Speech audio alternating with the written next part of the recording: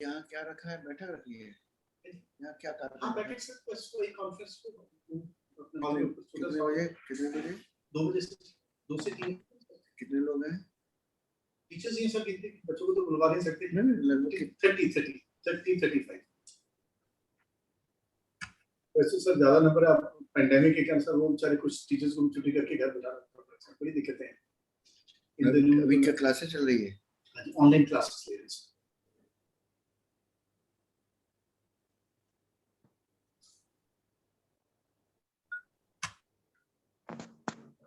बाकी सर आप अनम्यूट हैं?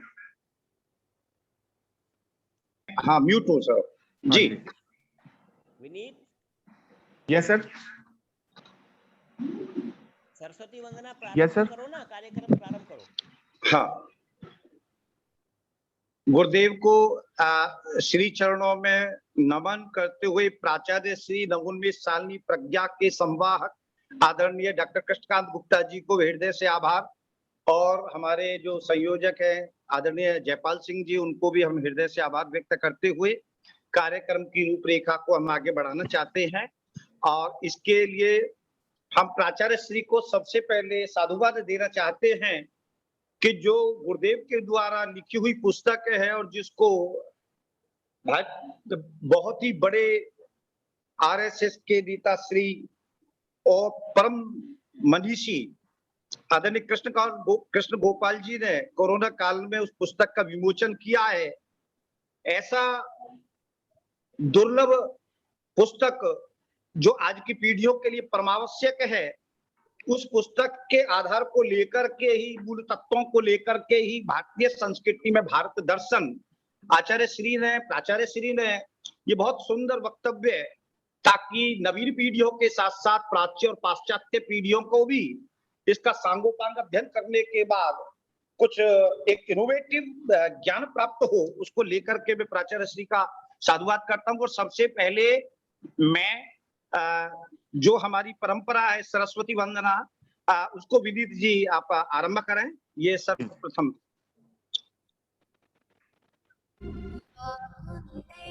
तुषारहार धवला या शुभ्रवस्त्रावृता या वीणावरदण्डमण्डितकरा या श्वेतपद्मासना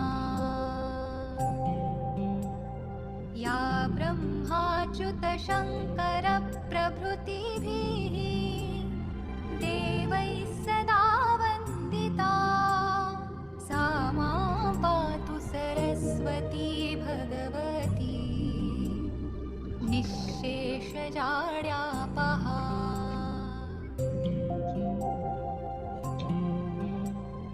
शुक्लां ब्रह्मविचारसार बहुत ही सुंदर सरस्वती वंदना, जैसा कि एक परंपरा है कि स्वागत के लिए, उस परंपरा के तहत हम आदरणीय देव पुरुष जगराम जी का बुक्का देकर के वर्चुअल दृष्टिकोण से हम अभिनंदन करते हैं प्राचार्य श्री की तरफ से अग्रवाल महाविद्यालय परिवार की ओर से। मैं सर्वप्रथम परमेश्वरीं भगवतीं सर बुद्धि प्रदां शारदाम्।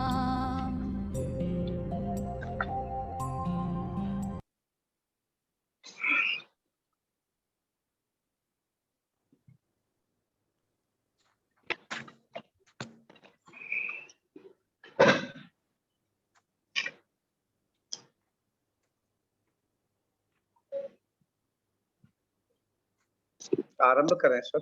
ये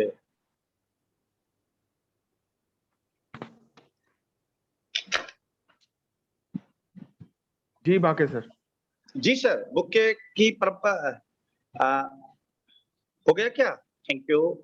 बहुत सुंदर पुष्प आदरणीय देव पुरुष परम तेजस्वी जगराम जी के श्री चरणों में हम नमन करते हुए भारतीय संस्कृति के साक्षात अवतार हैं, उनका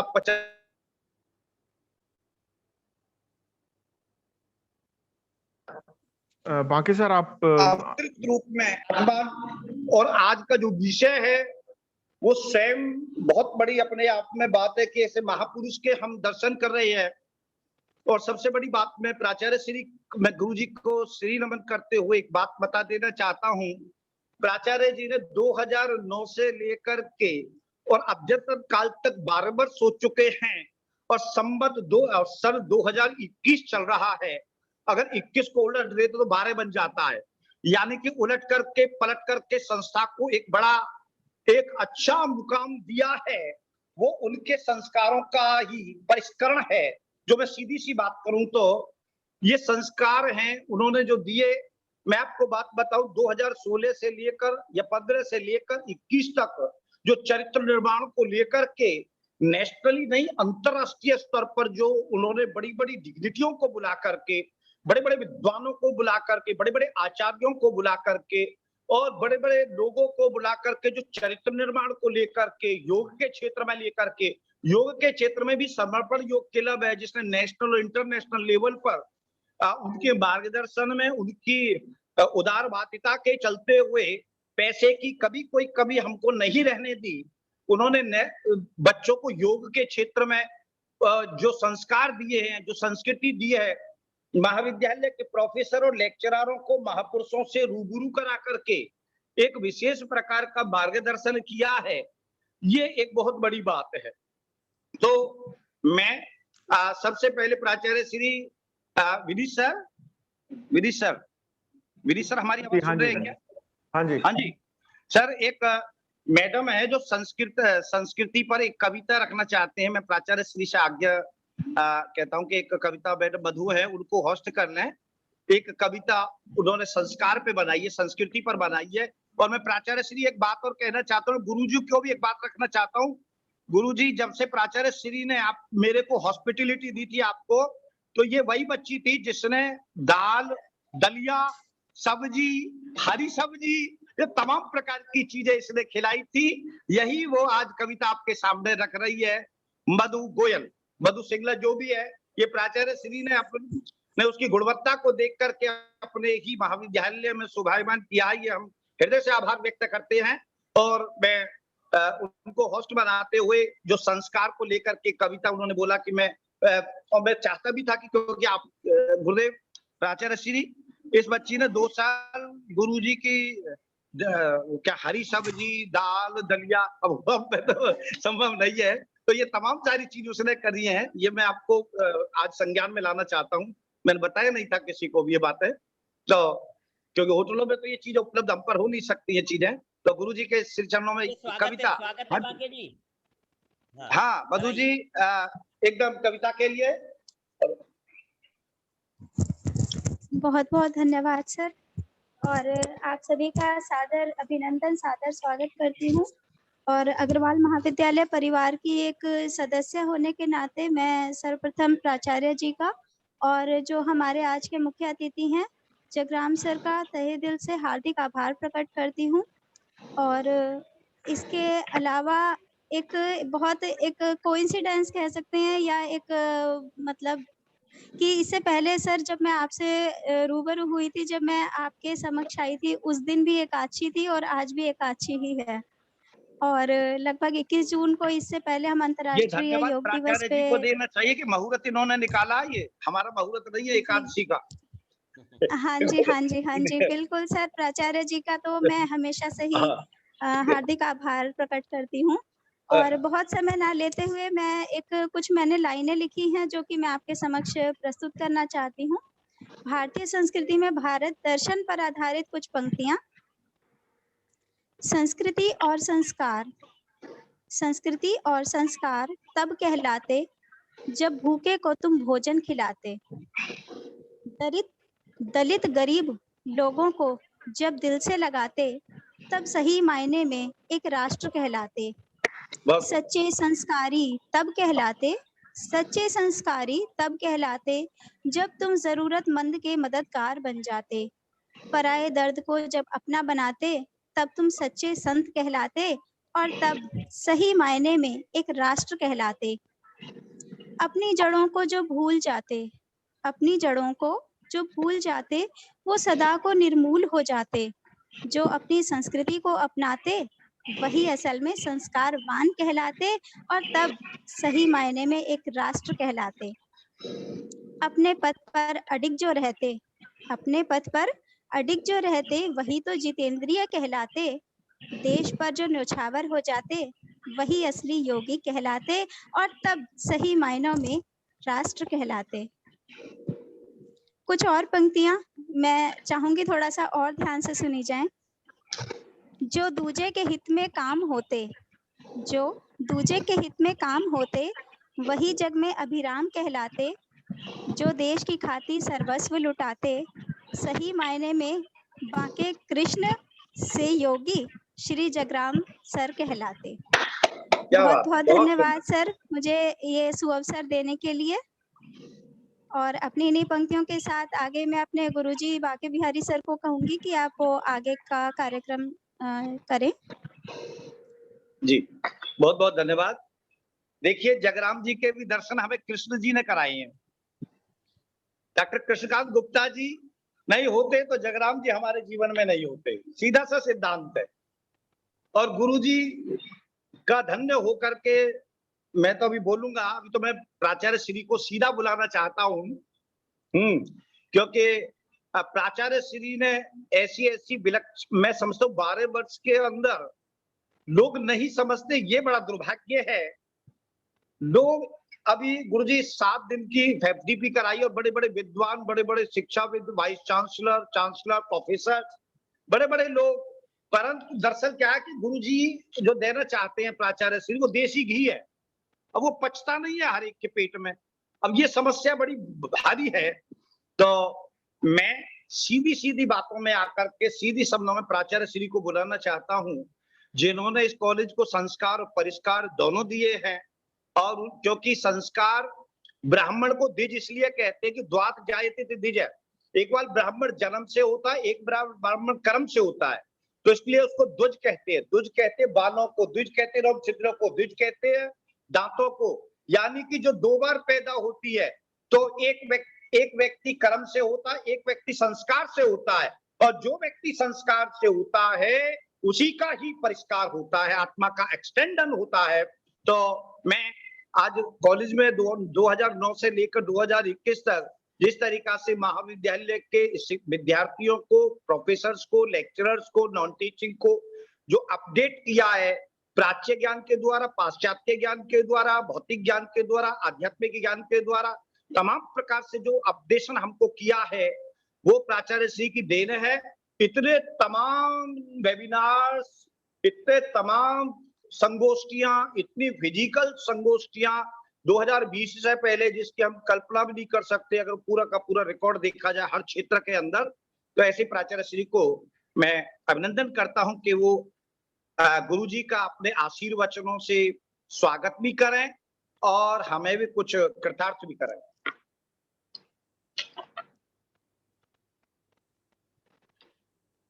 धन्यवाद डॉक्टर बांके बिहारी जी। बहुत अद्भुत संयोग, आजादी का अमृत महोत्सव और अग्रवाल महाविद्यालय बल्लभगढ़ की स्वर्ण जयंती वर्ष, एक को मनाने के लिए सरकार की पहल और एक को मनाने के लिए हमारी स्वयं की आत्मा की पहल, दोनों का संयोग। सभी साथियों से विचार विमर्श हुआ और तय किया गया कि आज़ादी का अमृत महोत्सव मनाने के लिए और महाविद्यालय का स्वर्ण जयंती वर्ष मनाने के लिए एक व्याख्यान माला प्रारंभ की जाए। व्याख्यान माला प्रारंभ हुई। प्रथम पुष्प माननीय श्री गंगाशंकर जी मिश्र, राष्ट्रीय स्वयंसेवक संघ से हैं आप, उनका उद्बोधन हुआ, मार्गदर्शन मिला और जीवन में कुछ अच्छा करने की प्रेरणा मिली। उसी कड़ी में आज द्वितीय पुष्प आप सभी श्रोताओं के समक्ष प्रस्तुत है और उसमें हमारा ज्ञानवर्धन करने के लिए, हमारा मार्गदर्शन करने के लिए और हमें एक सही राह दिखाने के लिए हमारे बीच में मुख्य अतिथि कहें, मुख्य वक्ता कहें, माननीय श्री जगराम सिंह जी, आप उत्तर क्षेत्र के संयोजक हैं शिक्षा संस्कृति उत्थान न्यास के, और आप आज भारतीय संस्कृति में भारत दर्शन इस विषय पर हम सबका ज्ञानवर्धन करेंगे। मैं पूरे अग्रवाल महाविद्यालय परिवार की तरफ से, अपनी प्रबंध समिति की तरफ से जिसके अध्यक्ष माननीय श्री देवेंद्र गुप्ता जी हैं, अपने सभी अध्यापक साथियों की तरफ से और अपने सभी विद्यार्थियों की तरफ से आपका हार्दिक स्वागत करता हूं, आपका वंदन करता हूं। आपका बहुत व्यस्त कार्यक्रम रहता है और आप प्रवास पर हैं, लेकिन इस महाविद्यालय के साथ आपका एक विशेष रागात्मक लगाव, शायद आप हमारी प्रार्थना को स्वीकार कर लेते हैं और यात्रा को बीच में रोक करके आप तैयार हुए सभी को इस विषय पर कुछ ज्ञानवर्धन करने के लिए, तो मैं हृदय से आपका आभार भी व्यक्त करता हूं। उद्देश्य इस शीर्षक को लेने का एक खास है। किसी ने ठीक कहा है कि जो जानते नहीं वो मानते नहीं, और यदि जानोगे नहीं तो मानोगे कैसे। एक इतना अपने आप में परिपूर्ण और समृद्ध इतिहास, चाहे वो कला के क्षेत्र में हो, चाहे वो सभ्यता के क्षेत्र में हो, चाहे संस्कृति के क्षेत्र में हो, चाहे हमारी विरासत हो, चाहे हमारे संस्कार हों, जो हमें भिन्न भिन्न पुस्तकों के माध्यम से, भिन्न भिन्न विचारकों और वक्ताओं के उद्बोधन के माध्यम से सुनने को हमें मिलते हैं। तो उसी दिशा में, उसी कड़ी में आज का ये विषय रखा गया है, क्योंकि कंप्यूटर में भी यदि रिफ्रेश कमांड ना दिया जाए तो बहुत सारी टेम्परेरी और अवांछनीय फाइल्स उसमें इकट्ठी हो जाती हैं, जिनको क्लियर करने के लिए रिफ्रेश कमांड दी जाती है कंप्यूटर में। तो इसी तरीके से जब ये भौतिकतावादी युग, जिसमें अध्यात्म कहीं पीछे रह जाता है, इसमें जब हम तरक्की के नाम पर आगे बढ़ते हैं तो बहुत सारी इस तरह की फाइल्स हमारे दिलो दिमाग जहन में आ जाती हैं, जिनको रिफ्रेश कमांड देकर के क्लियर करना बहुत जरूरी है। तो मैं समझता हूं कि आज माननीय श्री जगराम सिंह जी का जो उद्बोधन है वो हमें इतिहास में लेकर के जाएगा, और जो हमारा एक समृद्ध इतिहास रहा है, जो हमारी एक समृद्ध संस्कृति रही है, जिस संस्कृति में संपूर्ण भारतवर्ष के दर्शन कि हमारे मनीषियों की, हमारे ऋषियों की, हमारे महापुरुषों की, चाहे आप सतयुग की बात करें, चाहे आप त्रेता की बात करें, चाहे द्वापर की बात करें, और चाहे आप वर्तमान युग की बात करें, कि उनकी क्या एक अभिलाषा रही होगी, क्या इच्छा रही होगी मानव कल्याण के लिए। उन सब बातों को उन्होंने सोचा होगा, फिर पुस्तकों में, ग्रंथों में लिखा होगा। तो उन बातों का वर्णन यदि समय समय पर होता रहे, समय समय पर लोगों को वो बातें पता चलती रहें, तो ये जो अध्यात्म पीछे रह जाता है और भौतिकता आगे आ जाती है हमारे दिमाग पर, हमारे मन मस्तिष्क पर, तो उसको कुछ कम किया जा सकता है और मानव कल्याण के लिए एक मार्ग प्रशस्त किया जा सकता है। ऐसा हमारे मन में सोचना था, और इसी दृष्टि से और इसी उद्देश्य से, क्योंकि माननीय जगराम सिंह जी को हमने पहले भी बहुत बार सुना है, और जिस तरह की सटीक बातें रोजमर्रा की जिंदगी से लेकर के वो करते हैं, वो एकदम से आपके जहन को छूती हैं, एकदम से आपको वो कनेक्ट करती हैं। क्योंकि मैंने ये देखा है कि बड़ी बड़ी बातें करने का कोई फायदा नहीं होता, जो बात श्रोता को समझ ना आए उस बात को करने का कोई फायदा नहीं रहता। तो इसलिए भाई साहब श्री जगराम सिंह जी की जो एक विलक्षण प्रतिभा है, जिससे वो एकदम से श्रोताओं के साथ जुड़ते हैं और रोजमर्रा की जिंदगी से उदाहरण लेकर के, चाहे वो तुलसी माता की बात कर रहे हैं, चाहे वो गौ माता की बात कर रहे हैं, चाहे वो भारत माता की बात कर रहे हैं, चाहे वो गंगा माता की बात करें, चाहे वो वेशभूषा की बात करें, तो इस तरह की जो प्रैक्टिकल जिंदगी से चीजें लेकर के जो उनका खुद का जिंदगी का अनुभव है, उस निचोड़ को जब वो श्रोताओं के सामने रखते हैं तो एकदम से श्रोताओं के साथ उनका जुड़ाव हो जाता है। और मेरा ये मानना है कि यदि उनकी कही हुई बातों को हम जीवन में उन पर आचरण करें, अपना व्यवहार उस तरह बनाएं, तो हम अपने लिए ही नहीं अपितु अपनी समस्त मानव जाति के लिए एक उन्नति का मार्ग प्रशस्त कर सकते हैं, ऐसा मेरा मानना है। मैं एक बार पुनः अपने पूरे महाविद्यालय की तरफ से आज के मुख्य अतिथि, मुख्य वक्ता, जो कि हमारी व्याख्यान माला के पुष्प 2 के रूप में भारतीय संस्कृति में भारत दर्शन विषय पर अपने विचार रख करके हमारा ज्ञान वर्धन करेंगे, उनका स्वागत करता हूं, अभिनंदन करता हूं और आदरणीय डॉक्टर बांके बिहारी जी से निवेदन करता हूं कि वो भाई साहब को विधिवत आमंत्रित करें कि वो अपने ज्ञान की वर्षा हम सबके ऊपर करें। मैं माननीय जयपाल सिंह जी जो हमारे इतिहास के विभाग अध्यक्ष हैं, उनका भी धन्यवाद करता हूं कि उन्होंने आदरणीय डॉक्टर बांके बिहारी जी के साथ मिलकर के इस कार्यक्रम का आयोजन किया है। और मेरे सभी शिक्षक साथी और मेरे विद्यार्थी, आजकल हालांकि प्रैक्टिकल एग्जाम और थ्योरी एग्जाम चल रहे हैं, लेकिन फिर भी माननीय जगराम जी को सुनने का इतना लोगों में ये रहता है कि 250 से ऊपर लोग इस समय इस कार्यक्रम में जुड़े हुए हैं अपनी सारी कामों को छोड़ करके अपने ज्ञान वर्धन के लिए। तो उन सब का भी मैं धन्यवाद करता हूं कि वो सब इतनी मात्रा में हमारे साथ जुड़े हुए हैं। तो अब मैं डॉक्टर बांके बिहारी जी से कहता हूं कि जगराम जी को वो विधिवत आमंत्रित करें उनके उद्बोधन। बहुत बहुत धन्यवाद प्राचार्य श्री जी, आपने बड़ी सारगर्भित अपने वक्तव्य में स्वागत भी बहुत अच्छा किया और सार तत्व भी बहुत सुंदर बता दिया कि आजादी की 75वीं वर्षगांठ है। आत्मा और राष्ट्र दोनों का बड़ा समावेश किया। 75 और 50 हमारी 50वीं वर्षगांठ है और आजादी की 75वीं है, और 75 और 50 जोड़ देते हैं तो सवाया बन जाता है। तो आपने सवाया कर दिया, ये बहुत बड़ी बात है। मगर विशेष रूप से मैं प्राचार्य श्री जिनको इतना सम्मान करते हैं उसके पीछे क्या राज है। गुरुदेव जगराम जी 2019 से हमसे जुड़े और लगातार निरंतर हमको आशीर्वचन देते रहे, उसके पीछे क्या रहस्य है, गुरु जी का जीवन क्या है। सन 70 में इनका जन्म है और आज 50 साल में इतना बड़ा काम कर दिया है। या तो प्राचार्य श्री जानते हैं या मैं जानता हूं, क्योंकि उन्होंने मुझे साथ लगा दिया।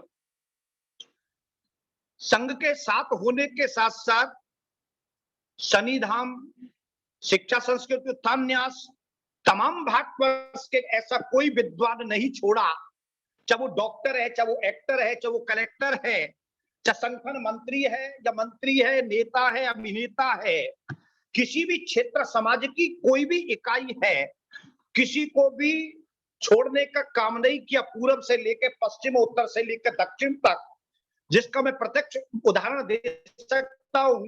कोरे ग्रुप बनते हैं व्हाट्सएप पे, फेसबुक पर, ट्विटर, तमाम चीजों पर, परंतु इनका जो ग्रुप है आप लोग देख सकते हैं, संध्या काल में शाम को जाकर के शनिधाम को लेकर के, शिक्षा संस्कृति उत्थान न्यास को लेकर के, हर एक सैटरडे को कोई ना कोई भारतवर्ष का बड़ा विद्वान, चाहे वो कितने वाइस चांसलर ग्रुपों से जुड़े हुए हैं, कितने बड़े बड़े शिक्षाविद इनके ग्रुपों से जुड़े, गुरु जी से जुड़े हुए हैं, कितने बड़े बड़े संगठन मंत्री, कितने बड़े संघ के, मैं आई कैन नॉट बिलीव, मैं डिफाइन नहीं कर सकता क्योंकि मैं खुद स्वयं देखता हूं इस चीज को। ऐसी क्या शख्सियत है जो हमारे प्राचार्य श्री जगराम जी की तरफ बड़े आकर्षित रहते हैं, उसका कारण बताने जा रहा हूं। और शब्द भी सुन लेना, जगराम जी का जीवन भारतीय संस्कृति का साक्षात अवतार है। इसके विषय में बहुत क्लियर सी बात करना चाहता हूं। संस्कृति का अर्थ ही क्या है? संस्कृति का अर्थ है जीव की मूल प्रकृति का नाम ही संस्कृति है, और जीव की असंतुलन प्रकृति का नाम ही विकृति है। संस्कृति का अर्थ समजमाकृति, वह कृति जो पूरे भारतवर्ष को समरूप दे सके। ईश्वरवास्यमिदं सर्वयत्किंच जगत्याम जगतः तेन तत्तेन भंजित्वान्माग्रदः कस्मिद् धनम्। परमात्मा की समस्त प्रकार की व्यापृति पूरे ब्रह्मांड के अंदर है, और वो उसको त्याग भाग से भोगना ही भारतीय संस्कृति है। जैसा कि मधु ने अपनी कविता के माध्यम से भी बताया था, आदमी में अगर आदमी की तरह आदमियत ना आए तो वो क्या करे। देने वाले ने दुनिया में सब कुछ दिया, वो जाने ना जाने तो वो क्या करे। तो मेरा कहने का मतलब ये है, ऐसे देव पुरुष के मैं चरित्र का चित्रण करना प्राचार्य श्री जी से आज्ञा लेता हूं कि उनके चरित्र पर मैं 2 मिनट प्रकाश डालूं। गुरुजी ने 50 साल के अंदर 500 5000 इतना बड़ा काम किया हुआ है और कर रहे हैं, और हम भी उनके साथ लगे हुए हैं। प्राचार्य जी का फिर दोबारा से पुनः धन्यवाद करता हूं कि जिन्होंने मुझे जगराम जी जैसे महापुरुष से मिलाने का काम किया है। मैं उनके लिए 2 मिनट की कविता मैं प्राचार्य जी से निवेदन करता हूं। सर कहो तो मैं सुनाऊं, आदेश हो। जी प्राचार्य श्री जी प्रभु जी सर जी सुनाओ। जी सर आदेश जी सर। मैं सबसे पहले, हमारे साथ कुछ लोग ऐसे जुड़े हुए हैं। सुनील आर्य जी ब्लॉक समिति चेयरमैन है कलानौर से, बीजेपी वाइस प्रेसिडेंट है रोहतक से। प्रशांत जी है कुंडिया परिवार से, मंत्री परिवार से, जयनारायण जी के कुंडिया परिवार से। प्रोफेसर शर्मा जी हैं, प्रिया डाडा है, केएल कौशिक जी है, विवेक कोहली जी हैं जो हरियाणा प्रांत के शिक्षा संस्कृति उत्थान न्यास के अध्यक्ष हैं। संजीव जी हैं जो शिक्षा संस्कृति उत्थान न्यास के संयोजक है पूरे हरियाणा के अंदर। रेणुमा ईश्वरी इत्यादि अनेक प्रोफेसर केएल कौशिक, भाई जयपाल जी जिनके द्वारा ये कार्यक्रम किया जा रहा है, मैं उन सबका हृदय की गहराइयों से हार्दिक अभिनंदन करता हूं। मेरी कविता प्रस्तुत है आपको। गुरुदेव के श्री चरणों में समर्पित करता हुआ। बंदौ गुरुपद पदम परागा, सुरुचि सुबास सरस अनुरागा, अमय अमूल में चूरन चालू, सकल समन भव रुचि परिवार। में गुरु के श्री चरणों में वंदन करते हुए अब गुरु जी का चरित्र सुन लेना, और ये भारतीय संस्कृति का एक एक लाइन को रिकॉर्ड कर लेना मेरी को। अभय अनंत असीम अभिराम, गुरु जी के 4 वर्णन है। अभय अनंत असीम अभिराम, कार्यों के अवतार गुरुजी जगराम। गुरुजी जगराम के जो कार्य हैं निर्भीकता पूर्व है, अनंत है, लिमिट नहीं है, सुंदर हैं। अब सुने उनके जीवन का चरित्र। युवा काल तक किया अध्ययन, युवा काल तक किया अध्ययन से अध्यापन का कुशल काम, युवा काल तक किया अध्ययन से अध्यापन का कुशल काम। हमारी तरह प्रोफेसर रहे हैं। जब जगराम जी ने जीवन सार को जाना तो छोड़ दिए जग के काम। और देखिएगा किस तरीका से बड़े अच्छे परिवार से और बहुत ऊंचे परिवार से हैं। और तमाम बता देना चाहता हूं, कीर की नाई पंखों सा त्याग, जैसे तोता अपने पंखों को त्याग देता है, इसी प्रकार से उन्होंने अपने गृहस्थ जीवन को परित्याग कर दिया। आजीवन ब्रह्मचार्य का संकल्प ले लिया। कैसे कि कीर की नाई पंखों सा त्याग, जगमोह जगराम जी ने अपनाया। कीर की नाई पंखों सा त्याग, जगमोह जगराम जी ने अपनाया जब संग धाम, तो भारती की सच्ची सेवा में हवन कर दिए गुरु जगराम ने जगत के काम। सारी मानसिक लौकिक वेद तीनों प्रकार की जो एष्णा लोक एष्णा वित्त एष्णा पुत्र एष्णा तीनों का हवन कर दिया, और देश प्रदेश में नवीन का पत्थर बनकर किए जगत कल्याण के काम। और यही नहीं, जग को जगराम जी ने स्वस्थ दशा दिशा हेतु अनेक पुस्तकें लिखी, राष्ट्र की अभिराम। 20 से ज्यादा पुस्तकें लिखी हैं। जिस पुस्तक को भारत दर्शन ऐसी प्रासंगिक पुस्तक है जो हमारी पीढ़ियों के लिए बहुत बड़ा काम करेगी। जग को 20 से ज्यादा पुस्तकें जगराम जी गुरुदेव ने लिखी हैं। जग को जगराम जी ने स्वस्थ दशा दिशा हेतु अनेक पुस्तकें लिखी, राष्ट्र की अभिराम। और शून्य से शतक तक संघ संगठन के किए काम, ना लिया एक दाम। इतने निस्वार्थी, इतने परम तेजस्वी संघ संगठन संयोजक कृष्ण गोपाल जी के बनकर सारथी किए काज अभिराम। शिक्षा संस्कृति संस्कार के उत्थान हेतु आए न्यास अतुल भाई जी जगराम। मैं आपको फिर बता देना चाहता हूं, गुरुदेव जगराम जी ने 2019 या 18 में जब से भी ये कमान संभाली है, तमाम प्रकार की संगोष्ठियों को कई संगोष्ठी मैंने अपनी आंखों से देखी है। शून्य से लेकर नीचे बैठे रहते हैं, और नीचे बैठ कर के 0 से लेकर 100 तक सबको मॉनिटर करते हुए एक एक पॉइंट को, एक एक घटक को अपनी आंखों से देखकर उसमें चेतना प्रदान करते हैं। ऐसे गुरुजी हैं। शिक्षा संस्कार के उत्थान हेतु आए न्यास अतुल भाई जी जगराम। मूल्य आधारित शिक्षा ज्ञान देश काज को न्यास के जरिए अभिराम। स्वयं स्वप्न साकार करके, आपको देख के 35 लाख रुपया इन्होंने मध्य प्रदेश के अंदर गांव अपनी जेब से खर्च करके बनाया। मैंने जी क्यों, अपने कुछ नहीं रखा। यार कोई गड़बड़ कर देगा कि पैसा ने देख के पीछे लग जाएगा, इसलिए इनको दान कर दो। और अब भी निरंतर रोज सुंदर सुंदर बढ़िया बढ़िया प्रोग्राम अध्यात्म के क्षेत्र में वहां पर होते हैं। और अब की बार तो हमको गुरुजी के साथ भागवत में भी जाना था, मगर कोरोना की वजह से गड़बड़ हो गई। स्वे स्वप्न साकार करके निज अर्जन से बनाया सुंदर सन्निधाम, जिसका हम लोग चर्चा करते हैं, सन्निधाम बनाया, और जिसका आश्रय जिसका लेकर आश्रय कर रहे देश प्रदेश में भक्ति ज्ञान अध्यात्म के काम, स्वस्थ सबल दीर्घायु होकर मार्तंड की गति से रहो। मेरे गुरुदेव जी जगराम, वैसे ये इनका जो मैं बार बार कह रहा हूं, इनका जो बड़ा चरित्र है, बहुत ऊंचा चरित्र है। मैंने कुछ बुद्धि से कुछ मतलब खींचने की कोशिश की है, मगर गुरुजी जगराम जी के विषय में ये कह रहे हैं कि बहुत ज्यादा महिमा मंडन नहीं कर रहा, ये तो बहुत कम है।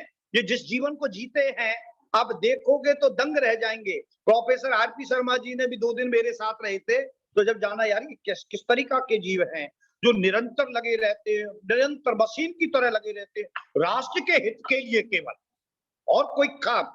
अष्टादश पुराणेषु व्यासस्य वचनम दयम परोपकार पुण्याय पापाय परपीडनम। इस प्रकार की मनोवृत्ति के साथ ऐसे महापुरुष को मैं बुलाना चाहता हूं, जिन्होंने पूरे, मैं समझता हूँ सन्निधान और न्यास इन दोनों के द्वारा एक ऐसा वटवृक्ष तैयार हो जाएगा आज से 4 वर्ष बाद, जिसमें संस्कृति और संस्कार के नए नए पुष्प होंगे।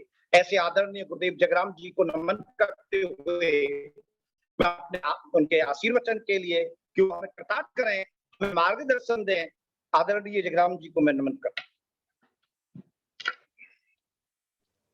परम सम्माननीय प्राचार्य महोदय जी, आत्मीय बांके बिहारी जी, अन्यान्य अध्यापक महोदय जी, बंधु भगिनी और प्रिय आत्मीय छात्र छात्राओं, बांके जी तो हमारे अच्छे कवि हैं और बड़ी अच्छी कविताओं के द्वारा महिमा मंडन करते ही हैं। सच में ऐसा मैं हूं नहीं जैसा वो कह रहे हैं। गुरुजी आप हो, मैं तो कम हूं कहने वाला, मैं आपके भावना और वर्णों को वर्णन ही नहीं कर सकता। सेवक सो जो करे सेवकाई, सेवक सो जो करे सेवकाई, सेवक हूं और सेवा कर रहा हूं, सेवक का काम है। आज बड़ी प्रसन्नता का दिन भी है और आनंद का दिन भी है कि आज अग्रवाल कॉलेज, अग्रवाल महाविद्यालय फरीदाबाद ने स्वतंत्रता स्वाधीनता की 75वीं वर्षगांठ मनाने का भी एक संकल्प किया, और उनके जो कॉलेज का 85वां वर्ष है वो भी गौरव के साथ मनाना चाहिए। एक संस्कृति की एक छोटी सी झलक सबके सामने जाए। आप साइलेंट रखिएगा सब लोग। विनीत म्यूट करो सबको। जी भाई साहब। आज जिस प्रकार का एक दृश्य समाज के सामने दिख रहा है, उसमें हमें भारत को खोजने की जरूरत है। हम अमेरिका में भारत खोज रहे हैं, भारत में अमेरिका खोज रहे हैं।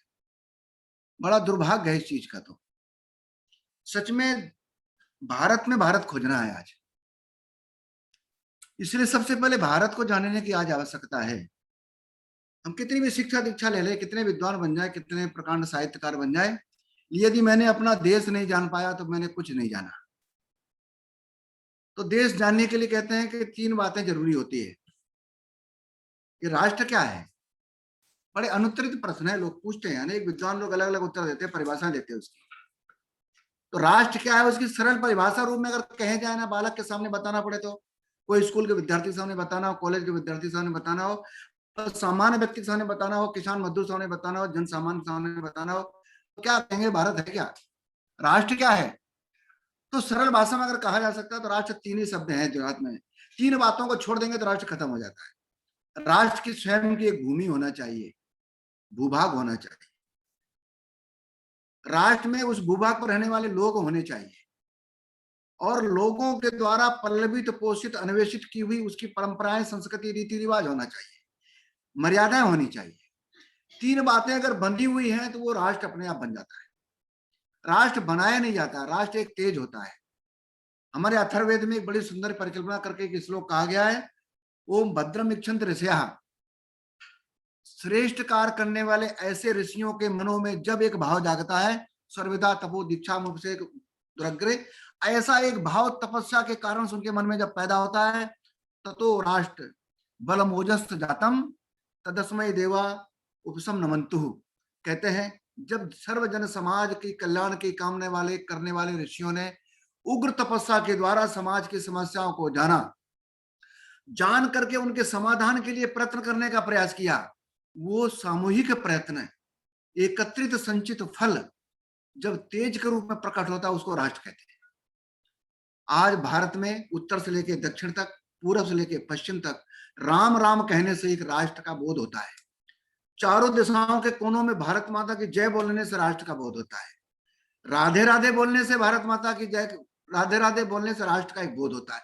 कुल मिलाकर ये तेज होता है, ये एक आभा होती है, एक प्रकाश होता है, एक आलोक होता है, ज्योति होती है, जिसके प्रकाश मात्र से समस्याओं का निदान हो जाता है, समाधान हो जाता है। ऐसा जो राष्ट्र है, इसकी एक भूमि होती है। भारत के ऋषियों ने, भारत के महापुरुषों ने, भारत के बच्चों ने, भारत के संतानों ने इस भूमि को देव भूमि बनाया हो। तम देव निरुतम देशम हिंदुस्तान प्रचक्षते, देव भूमि बनाया हो, त्याग भूमि बनाया हो, कर्म भूमि बनाया हो, वीर भूमि बनाया हो। कहते हैं कि धर्म भूमि बनाया है, यज्ञ भूमि बनाया। ऐसा देश जिसको अनेक संबोधनों से संबोधित करके भारत को उससे लायक बना के खड़ा कर दिया। आखिर देवभूमि बनाने वाले कौन लोग थे? यज्ञ भूमि बनाने वाले कौन लोग थे? त्याग भूमि बनाने वाले कौन थे? वीर भूमि बनाने वाले कौन थे? भाग्य भूमि बनाने वाले कौन थे? भाव भूमि बनाने वाले कौन थे? ये शौर्य भूमि है, त्याग भूमि है, ये धर्म भूमि है, ये ज्ञान भूमि है। यहीं से धर्म का उदय हुआ है, यहीं से त्याग का उदय हुआ है, यहीं से धर्म के 10 लक्षणों का उदय हुआ है। कहते हैं जब ऐसा अन्वेषण इस धरती की भूमि पर रहने वाले लोगों के जीवन से प्रकट हुआ है, तो ये भारत धन्य हो गया। इसलिए ऐसी भूमि का दर्शन करने की आज आवश्यकता है। हम लोग घूमने जाते, कई बार हम वैष्णो देवी घूमने जा रहे हैं, केदारनाथ बद्रीनाथ घूमने जाते हैं, रामेश्वरम घूमने जाते हैं। घूमना नहीं है। भारत के प्रत्येक संतान की 5 पहचान होती है। अगर उस पहचान में जिंदा रहा तो भारत अमर रहेगा, नहीं तो भारत मिट जाएगा। आज तक भारत जिंदा है, उन पहचानों के कारण से जिंदा है। भारत ने अपनी कभी भी वेशभूषा नहीं छोड़ी, उस पर गर्व किया उसने। भारत ने कभी भी अपने भोजन को नहीं त्यागा, उस पर गर्व किया उसने, इसलिए भारत जिंदा रहा। भारत ने अपने भवनों की कलाकृति पर, वास्तु पर कभी परित्याग नहीं किया, इसलिए भारत जिंदा रहा। और भारत ने कभी अपने तीर्थाटन पर विश्वास नहीं किया, उस पर भरोसा रखा, विश्वास रखा, आस्था रखी, इस कारण से भारत जिंदा रहा। आज वास्तव में इसके दर्शन करने की जरूरत है। आज हम दर्शन नहीं कर रहे। हमें कभी कभी याद आता अपने बचपन की भी, ये मेरा प्राइमरी स्कूल था, उसको हम देखने के दर्शन करने जा रहे हैं। ये हमारे गुरुजी बचपन में तो ही पढ़ाते थे, उनको दर्शन करने जाना, देखने जाना। देखने जाने का नजरिया बदल जाता है, दर्शन करने का नजरिया बदल जाता है, सोच बदल जाता है, चिंतन बदल जाता है, विचार बदल जाता है। वास्तव में भारत को उसी नजर से देखने की आज आवश्यकता है। इसका प्रशिक्षण प्रत्येक विद्यालय में, प्रत्येक महाविद्यालय में, प्रत्येक विश्वविद्यालय में छात्रों के बीच में अन्य प्रकार से भी कहीं भी गोष्ठियों के द्वारा, संगोष्ठियों के द्वारा, कार्यशालाओं के द्वारा ये विषय जाना चाहिए। भारत को किस नजर से देखना? क्या त्याग के रूप में देखना, ये त्याग भूमि है? वीर भूमि के नाम से देखना, वीर भूमि है। भाव भूमि के नाम से देखना, भाव भूमि है। जहां पर रसखान आके भी कहने लगता था, मानुस हो तो वही रसखान, बसों पर गोकुल गांव के द्वारा, ऐसी कल्पना उसके जगती थी। ये वही धरती है जहां पर कभी भी लिखने लगता था, सरल सरल सा कभी भी कविता लिखता था, वो एक ही बार लिखता था, जीवन पुष्प चढ़ा चरणों में, मांगे मातृभूमि से यह बर, तेरा वैभव अमर रहे महान दिन चार रहे। लिखता कौन? ये इस देश का कवि लिखता है, इस देश का लेखक लिखता है, इस देश का साहित्यकार लिखता है, इस देश का विचारक लिखता है, इस देश का चिंतक लिखता है, इस देश का मनीषी लिखता है, इस देश का विद्वान लिखता है, इस देश का भक्त भाव लिखता है, भाव रखने वाला भक्त लिखता है। ऐसा एक विचित्र दर्शन भारत की आभा को देख करके मन में प्रकट होता है। सच कहे तो ऐसी भूमि जिस पर नतमस्तक करने की आवश्यकता है। बिस्तर से उठ करके सुबह माँ यही बचपन में कहती थी, धरती माता पर पैर रखने से पहले पैर छू लो इसके, कि माता है ये। माता के पैर छुए बगैर इस पर अगर हमने उतरते हैं ना, तो ये माता का अपमान होता है। हमारा पहला संस्कार का पाठ यहां से शुरू होता था, ये माँ है। और माँ है, माँ के प्रति जैसा भाव चाहिए, उदात्त भाव चाहिए, आत्मीय भाव चाहिए, श्रद्धा का भाव चाहिए, विश्वास भाव चाहिए, भक्ति का भाव चाहिए, समर्पण भाव चाहिए, संकल्प भाव चाहिए, ऐसा भाव मन में जगता है क्या? आज इसके प्रशिक्षण की बच्चों के हृदयों में आवश्यकता है। शिक्षा तो कहीं मिल जाएगी, पशुवत जीवन जीने वाली शिक्षा तो कहीं मिल जाती है। कहते हैं ना कि लाइफलेस एजुकेशन तो कहीं भी उपलब्ध हो सकती है, लेकिन हार्टली जो एजुकेशन चाहिए। मैं अभी एक स्कूल में बैठा हूं, मैं प्रारंभ में जैसे एंट्री किया, वहां एक शब्द लिखा हार्टली। ये हार्टली शब्द ही बड़ा विचित्र है। वेलकम तो हर कोई कर लेता है, लेकिन हार्ट का वेलकम अलग प्रकार होता है। एक वर्डली वेलकम होता है, विजनरी वेलकम होता है, अनेक प्रकार वेलकम हो सकते हैं।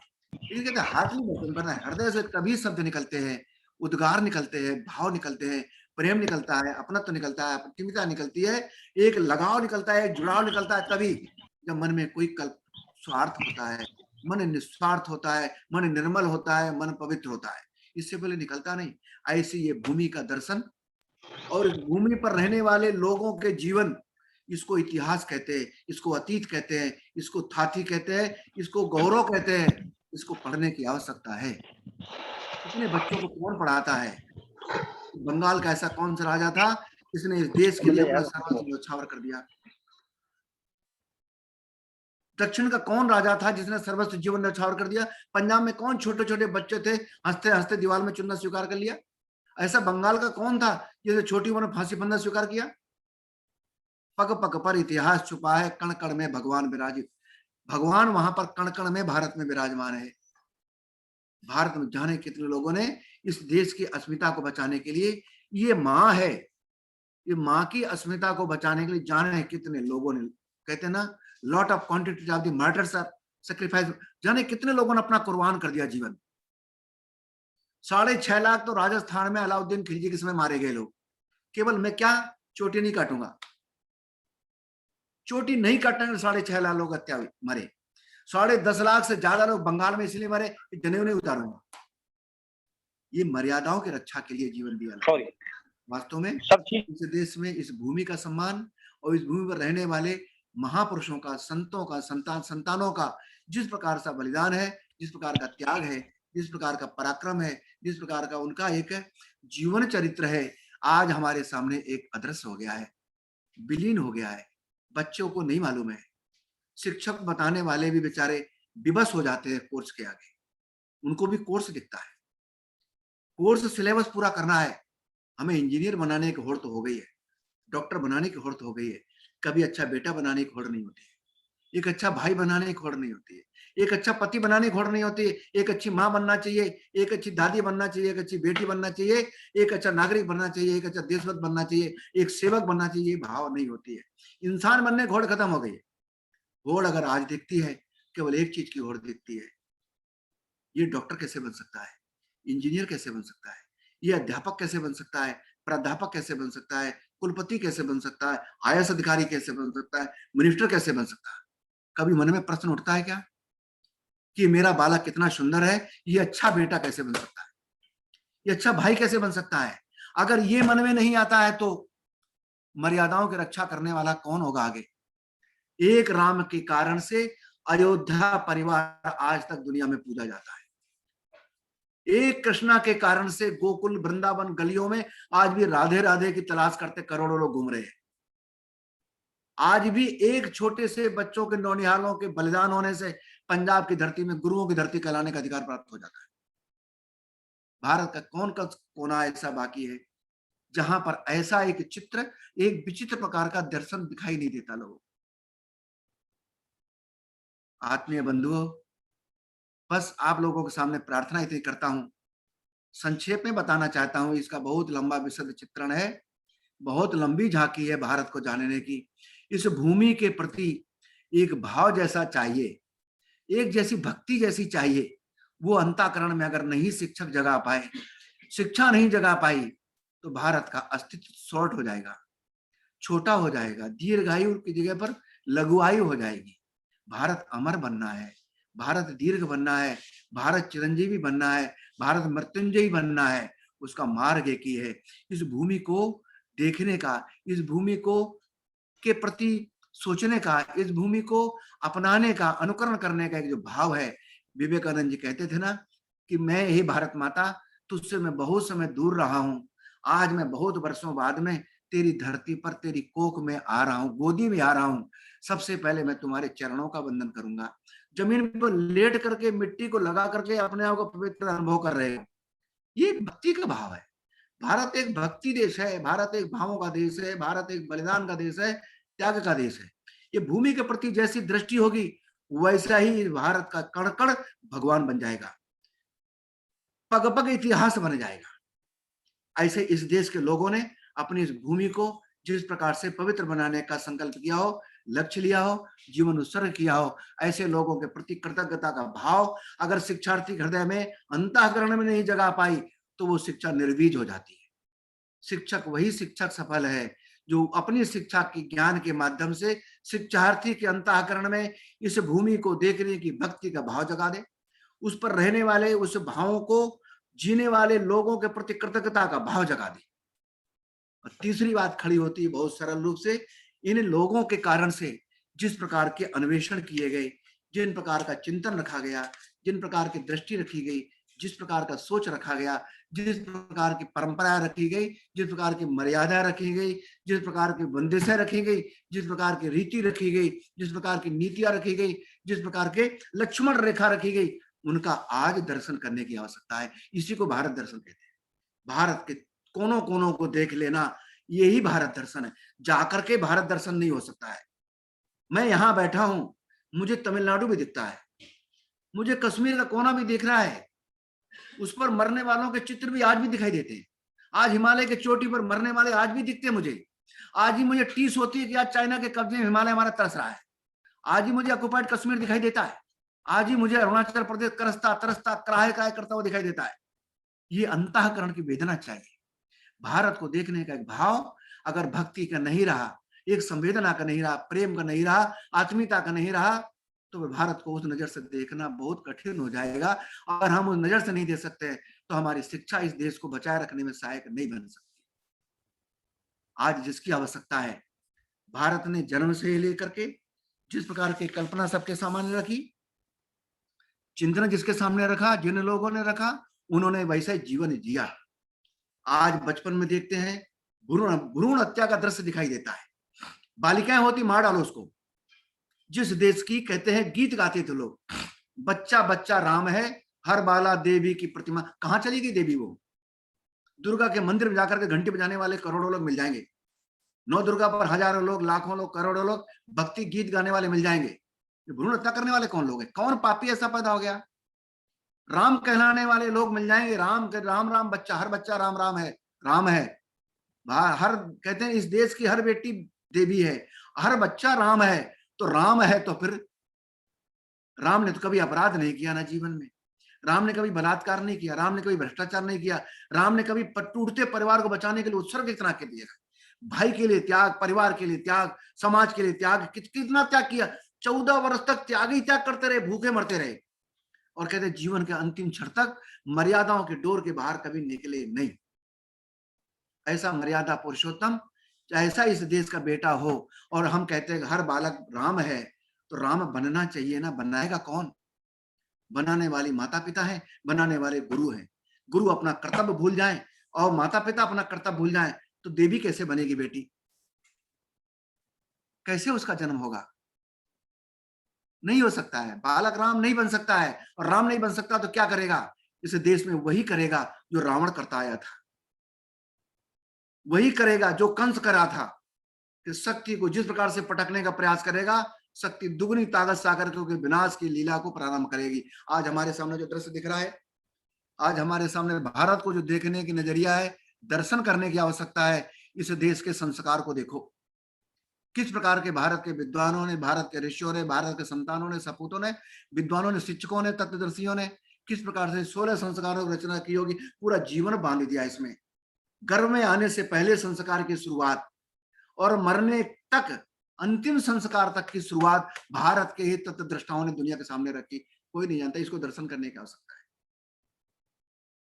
परिवार को दर्शन करने की आवश्यकता है, जहां पर प्रेम के कारण से, आत्मीयता कारण से, सहयोग के कारण से और संगठन कारण से भारत का परिवार दुनिया में जाना जाता था। भारत का परिवार वसुधैव कुटुंबकम का नारा लगाता था, कर्मन्तो विश्वमारंभ का नारा लगाता था, एतद् देश प्रसूत सखा सात अग्रजन्मना समसम चरित्र शिक्षण प्रतिभ्याम सर्वमानवा, ये संदेश देता था दुनिया को।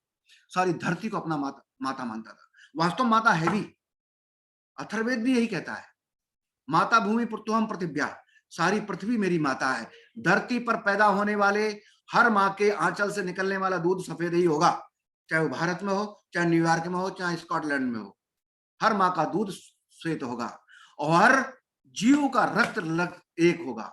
रक्त का संबंध हमारा देश दुनिया से है, दूध का संबंध हमारी दुनिया से है। ये दृष्टि किसने दी? भारत ने दी। ये परिवार की दृष्टि थी।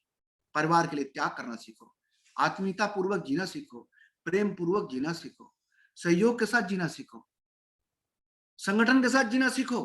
परिवार की कल्पना ने दुनिया में रिश्ते करना सिखाया। माँ के लिए रोने वाला बेटा कैसा होगा? माँ के दुख में रोता है बच्चा, देश के दुख के साथ रोता है क्या? आज वो सब कुछ देख करके रोता, करुणा में करुणा क्यों पैदा होती? प्रेम में क्यों प्रेम जागता है? आज भी प्रेम में भेदभाव भूल जाता है व्यक्ति। ऐसे परिवार की कल्पना का दर्शन करने की आज आवश्यकता है। 16 संस्कारों के दर्शन करने की आवश्यकता है। आज पुरुषार्थ की दर्शन करने की आवश्यकता है। धर्म अर्थ काम मोक्ष का पुरुषार्थ भारत की धरती में उपज करके दुनिया में प्रकट होकर जाता है। कौन दिखाएगा इनको? यहाँ के 6 दर्शनों के दर्शन करने की आवश्यकता है। साहित्य वांग्मय के दर्शन करना, 4 वेद, 18 पुराण, 6 शास्त्र, ग्रंथ उपग्रंथ सदग्रंथ ब्राह्मण ग्रंथ, रामायण महाभारत गीता, एक ही शब्द कहा गया, अष्टादश पुराणेषु व्यासस्य वचनद्वयम् परोपकाराय पुण्याय पापाय परपीडनम। और वही बात रामचरितमानस में 5 कितने साल बाद में कही गई, 4-5 हजार वर्ष बाद में कही गई, परहित सरिस धर्म नहीं भाई, पर पीड़ा सब नहीं अदमाई। बात कितनी छोटी सी, तो वही तत्व दर्शन है। पाप क्या है, पुण्य क्या है, ये परिकल्पना भारत ने दुनिया को दी। पाप करेंगे तो ये गति मिलेगी, पुण्य करेंगे तो ये गति मिलेगी। आज हमारे सामने जो दृश्य दिख रहा है, आज हमने संस्कारों को खोया, आज हमने पुरुषार्थ को खोया, आज हमने अपने परिवार को खोया, आज हमने अपने आश्रम व्यवस्था को खोया। कहाँ चला गया वो ब्रह्मचर्य जीवन? कहाँ चला गया वो जीवन का त्याग? कहाँ चला गया जीवन के तेजस्विता? कहाँ चला गया वो सत्य? 25 साल तक ब्रह्मचर्य जीवन जीने वाला व्यक्ति, तेजस्वी पुरुष जब खड़ा होता था, इसके सामने आंख मिलाने की हिम्मत नहीं होती थी। आज 12 साल के, 15 साल के, 13 साल के बच्चों के शकल सूरत देखो तो ऐसा लगता है उनके जीवन का साम हो गई हो, ढल गया हो जीवन। उनका चरित्र कहाँ चला गया? चरित्र की पूजा का देश जाना जाता था। चरित्र से दुनिया में अमरत्व को प्राप्त करने वाला ये देश था। आज वो कहाँ चला गया ब्रह्मचर्य? आज कहाँ चला गया वो गृहस्थ धर्म? कहते था, इसको कहते थे खुद कमाएंगे, एक दूसरों को खिला करके खाएंगे। ये भारतीय संस्कृति गृहस्थ धर्म का पालन था। सारे धर्मों का, आश्रमों का पालन करने वाला था। कहाँ चला गया? 50 साल बाद में मुक्त होकर के समाज की सेवा करेंगे लोग, कहाँ चले गए? 100 साल तक पकड़ के रखते रस्सी, घर की चाबी नहीं छोड़ने वाली, ना बूढ़ी माँ छोड़ती है, ना बूढ़ा पिता छोड़ता है। संघर्ष का कारण बनता चला जाता है। ये व्यवस्थाओं को हमने छोड़ा, दर्शन करने की इसकी आवश्यकता है। आज कहाँ चला गया सन्यास? 90 साल तक यदि घर में रहना चाहता है, मुक्त होकर के समाज की सेवा करने का मन में विचार भी उसके नहीं आता है। आज वो चित्र हमारे सामने से उठ गया। बंधुओं, अनेक बातें ऐसी है इस देश को जानने के लिए, इस देश को समझने के लिए, इस देश को जीवन जीने के लिए, इस देश को अपने आंखों के सामने एक चित्र लाने की आवश्यकता है। वास्तव में ऐसे ही हमने अनेक बातों को जो अन्वेषण किया, शोध किया, रिसर्च किया, उपलब्धि के रूप में लाए, चाहे यज्ञ के रूप में हमने देखा हो, अपना सब कुछ जीवन यज्ञ में करने का। इदम नमम, इदम राष्ट्राय, इदम नमम, इदम इंद्राय, इदम नमम, इदम ब्रह्माय, इदम नमम, इदम सूर्याय, इदम नमम, मेरा कुछ नहीं तेरा तुझको अर्पण क्या लागे मेरा। हम आरती भी यही गाने लगे। हमारे मन में कैसा उदात्त भाव था भारत में। ये 20 सालों में हुआ क्या भारत को? हमने अपने अस्तित्व को भुला दिया, अपनी भूमिका को भुला दिया, अपनी कल्पना को, अवधारणा को भुला दिया, अपनी संकल्पना को भुला दिया। हम खड़े कहाँ हो गए? हमने भारत के किए हुए कामों को भूल कैसे गए? उसके बगैर आगे बढ़ कैसे सकते हैं? हमने अपना इतिहास भूला। कहाँ चला गया रणबल? अफगानिस्तान का जाबुल का रणबल कहाँ चला गया? ललितादित्य कहाँ चले गए? कश्मीर के कहाँ रणजीत सिंह चले गए? कहाँ बप्पा रावल की तलवार गई राजस्थान की? कहाँ राणा प्रताप का भाला चला गया? कहाँ शक्ति सिंह की ढाल चली गई? कहाँ शिवाजी का तलवार चली गई, कहाँ कृष्णदेवराय चले गए, कहाँ देवपाल महाराज चले गए, कहाँ शैलेंद्र चले गए, कहाँ अनेक प्रकार के, किस प्रकार का लाचित बरफुकन का पराक्रम कहाँ चला गया। मंगल पांडे का इतिहास आज भी लोगों को जहन में खोजना चाहिए, नहीं खोजना चाहिए। आज भी खुदीराम बोस के बलिदानी आना चाहिए, भगत सिंह के बलिदानी देखना चाहिए लोगों को। भारत का कोना कोना इतिहास में था जिसने भारत को एक गौरव प्रदान किया, वीरत्व प्रदान किया, शौर्य प्रदान किया, पराक्रम प्रदान किया। आज वो चाणक्य की वीरभूमि आज तड़पती है, कराहती है। अपना इतिहास भूल करके कोई समाज आगे नहीं बढ़ सकता है। इतिहास हमारा संबल है। जिस देश का संबल घट जाए, आधार घट जाए, जिसको बेस कहते हैं अंग्रेजी में, जिसको आधार कहते हैं, अगर वो आधार खिसक जाएगा तो देश कितने दिन टिकेगा। बेसलेस जीवन भी हो सकता है क्या? नहीं हो सकता ना। आज हमारा विज्ञान कहाँ चला गया? विज्ञान हमारा भुज वाले कहने वाले बात लोग थे। हम धनुष पर बाण रखते थे, ब्रह्मांड बन जाता, ब्रह्मास्त्र बन जाता था। हम धनुष पर बाण रखते थे, अग्निबाण बन जाता था। ये हमारी खोज नहीं, हमको विश्वास नहीं रहा। आप अपने पर विश्वास करना सीखो। बच्चों से भी मेरी प्रार्थना यही, विश्वास करना सीखो।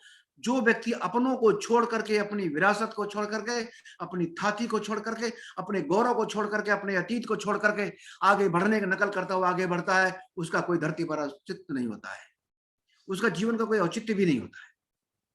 अपने इतिहास से ही आगे बढ़ा जा सकता है। अपने विज्ञान के भरोसे ही हम दुनिया में आगे बढ़ सकते हैं। हमारे लोगों ने कितना पुरुषार्थ किया है। हमारे संसाधनों को लेकर के, कम संसाधन होंगे, कम उपलब्धियां होंगी। हमारा देश के पाणिनि ने भी बांस की फूकनी से सूर की दूरी की जो कैलकुलेशन करके हमारे रखी है, उसकी तुलना और आज के करोड़ों रुपए बनी हुई टेलीस्कोप की तुलना में नो डिफरेंस बिटवीन, बस सिंपल सा डिफरेंस होगा। वो कहता है लगभग 1500 माइल्स, इतना लगभग होना चाहिए। वो कह रहा है इतना लगभग होना चाहिए, लगभग, इट में भी पॉसिबल, इट में भी पॉसिबल। वो भी संभव कह रहा है, ये भी संभव कह रहा है। सच्चाई कितनी है?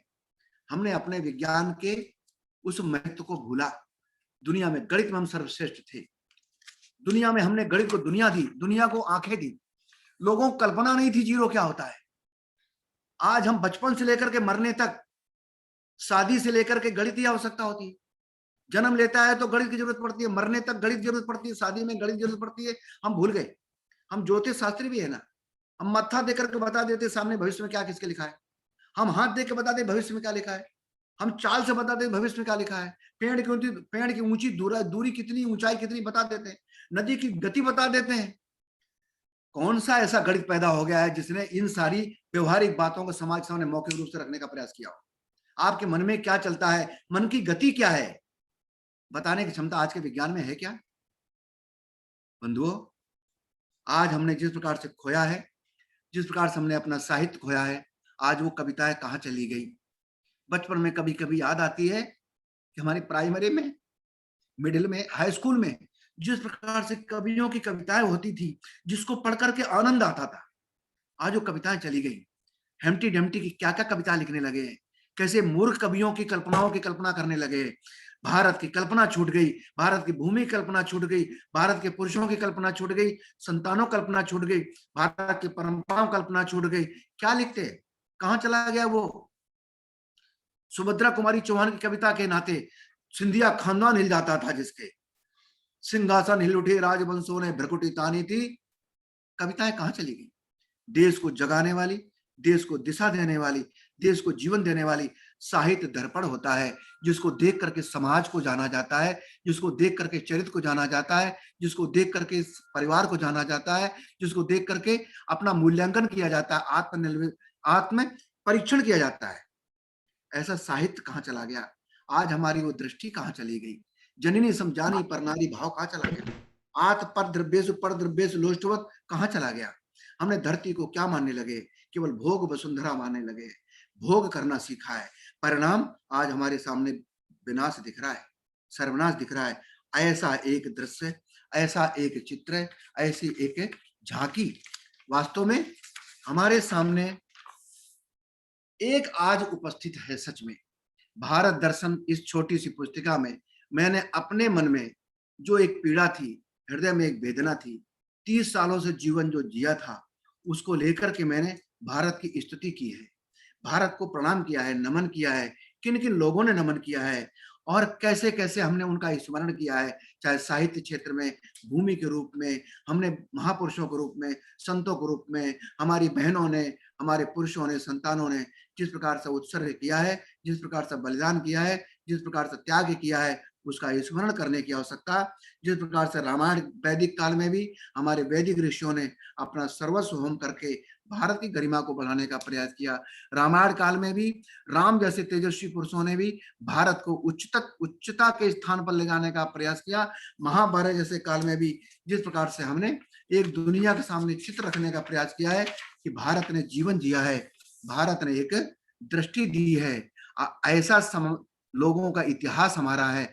कुछ काल हमने जरूर भूले हैं जहां पर हमने अपने इतिहास को भुलाया है, अपने विज्ञान को भुलाया है, अपनी परंपराओं को भुलाया है, वो हमारा संघर्ष काल भी रहा है। हम कभी हारे नहीं है, हम लड़ते ही रहे हैं, संघर्ष करते रहे।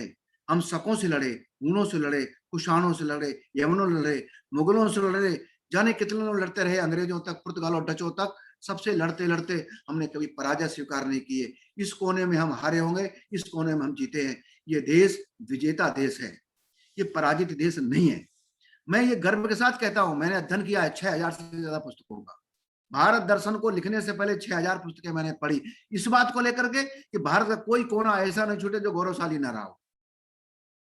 आज उसका सम्मान करने की आवश्यकता है, अपनी भूमि का त्याग, भूमि का आदर्श देखने की आवश्यकता है, अपने लोगों को कृतज्ञता अर्पित करने की आवश्यकता है, और अपनी परंपराओं को, अपनी संस्कृति को, जिसका दर्शन करके, आचरण में ला करके, अनुकरण करके जीवन को धन्यत्व प्रदान करने की आवश्यकता है। ऐसा भारत अपने लोगों ने, अपने देश के संतानों ने, अपने महापुरुषों ने, अपने देश की माताओं बहनों ने, सब लोगों ने अच्छा बनाने का प्रयास किया है, गढ़ा है, सुंदर गढ़ करके एक चित्र सबके सामने रखा है, एक झांकी सबके सामने रखी है। ऐसी झांकी लाने का प्रयास केवल एक छोटी सी पुस्तिका के माध्यम से सबके सामने प्रयास करने का एक सफल छोटा सा लघु प्रयास किया है।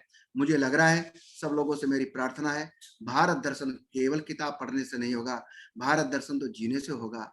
सुबह जगने से लेकर के सोने तक भारत दर्शन करना है। सुबह जगते हैं तो भारत माता की गोद में, सुबह जगते हैं तो हमारे सामने मेरी गाय गौ माता की गोद में, सुबह जगते हैं तो अपनी गंगा माँ की गोद में, सुबह जगते हैं तो अपनी तुलसी माता की गोद में। जिस देश के लोगों को 5-5 माताओं जैसी माताओं का सानिध्य प्राप्त हो, वो देश का पुत्र अभागा कैसे हो सकता है? उस देश का पुत्र अनाथ कैसे हो सकता है? उस देश का पुत्र कायर कैसे बन गया? उस देश का पुत्र बहनों की, बेटियों की लाज कैसे लूटने लगा? उस देश का पुत्र गद्दार कैसे हो गया? उस देश का पुत्र शिक्षाहीन कैसे होगा, चरित्र भ्रष्ट कैसे हो गया? आज आवश्यकता शिक्षा के शिक्षार्थियों से, शिक्षा के पुजारियों से, शिक्षा के श्रेष्ठ ज्ञानियों से, विद्वानों से ये मेरी करबद्ध प्रार्थना है। अपने अपने विद्यालयों में, अपने संस्थानों में, अपने जीवन से शिक्षा देकर के, अपने चरित्र से शिक्षा देकर के, जो मनुस्मृति में महर्षि मनु ने कहा है, समसम चरित्रेण शिक्षेरन प्रतिभ्याम सर्वाण्वा, अपने चरित्र से शिक्षा देना। कोर्स तो कोई भी पढ़ा लेता है, वो तो ऑनलाइन भी 1.5 साल से कोर्स पढ़ा रहे हैं, लेकिन चरित्र की शिक्षा तो बहुत कम लोग दे पाते हैं। वैसा अपना चरित्र चाहिए, वैसे अपना जीवन चाहिए, वैसे अपनी झांकी जीवन की चाहिए। जैसे आप होंगे वैसे ही आप दिखेंगे, जैसे दिखेंगे वैसे ही आचरण में आएंगे, जैसे आचरण में आएंगे तो फिर वो शिक्षा लोगों के हृदयों को आह्लादित करेगी, आनंदित करेगी, प्रफुल्लित करेगी, प्रेरित करेगी, उद्बोधित करेगी, और संबोधित करते हुए गंतव्य की ओर ले जाने का प्रयत्न जरूर करेगी। शिक्षा यदि फलदायी नहीं हुई, वृक्ष यदि फलदायी नहीं हुआ तो वृक्ष बांझ हो जाता है। शिक्षा यदि फलहीन हो गई, फलहीन रही, तो वो कभी शिक्षा मानवता के उत्थान का, मानवता के उद्धार का एक माध्यम नहीं बन सकती है। शिक्षा ही ऐसा है जो करुणा जगा सकती है, प्रेम जगा सकती है, एक श्रद्धा जगा सकती है, विश्वास जगा सकती, समर्पण का भाव जगा सकती है। ऐसी शिक्षा का एक चित्र समाज में खड़ा हो। जैसे अग्रवाल कॉलेज ने जिस प्रकार को चरित्र की शिक्षा को लेकर के एक अग्रणी भूमिका निभाई है, एक अंधेरे में भी टिमटिमाता दीपक के समान खड़ा है। ऐसे समस्त संस्थानों से मेरी प्रार्थना है कि सब लोग अपने टिमटिमाते दीपक क्यों ना हो, चरित्र की शिक्षा को लेकर के, भाषा की शिक्षा को लेकर के, गणित की शिक्षा को, अतीत की शिक्षा को लेकर के, संस्कृति की शिक्षा लेकर के, भूमि के प्रति देखने की शिक्षा को लेकर के एक समूचा चित्र समाज के सामने लाने की आवश्यकता है। उसके लिए शिक्षकों ने चाणक्य बनना पड़े, वशिष्ठ बनना पड़े, चाहे महेश्वर के श्रेष्ठ महेश्वर के श्रेष्ठ संत बनना पड़े, चाहे देश के ऋषि बनना पड़े, ज्ञानी बनना पड़े, प्रबुद्ध बनना पड़े, गंगा की अनवरत धारा के रूप में बहते हुए जब तक ध्येय न पूरा होगा तब तक रुकेगी। आज कहे चाहे जो दुनिया, कल को बिना झुके न रहेगी। इतनी प्रार्थना चाहकर अपनी बात को विराम देता हूँ। धन्यवाद।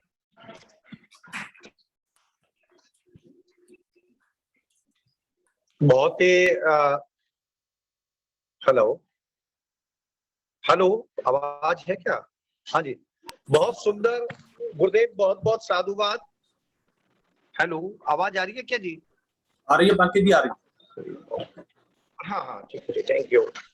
गुरुदेव को बहुत बहुत आभार व्यक्त करते हुए बहुत ही सारगर्भित बात कही।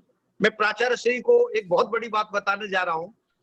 गुरु जी की जब किताब का विवरण माहेश्वरी जी के जो तो उसमें भारत दर्शन पर जो बोला था आदरणीय कृष्ण गोपाल जी ने बोला था, और आज स्वयं बोला डॉक्टर कांत जी की मेहरबानी से।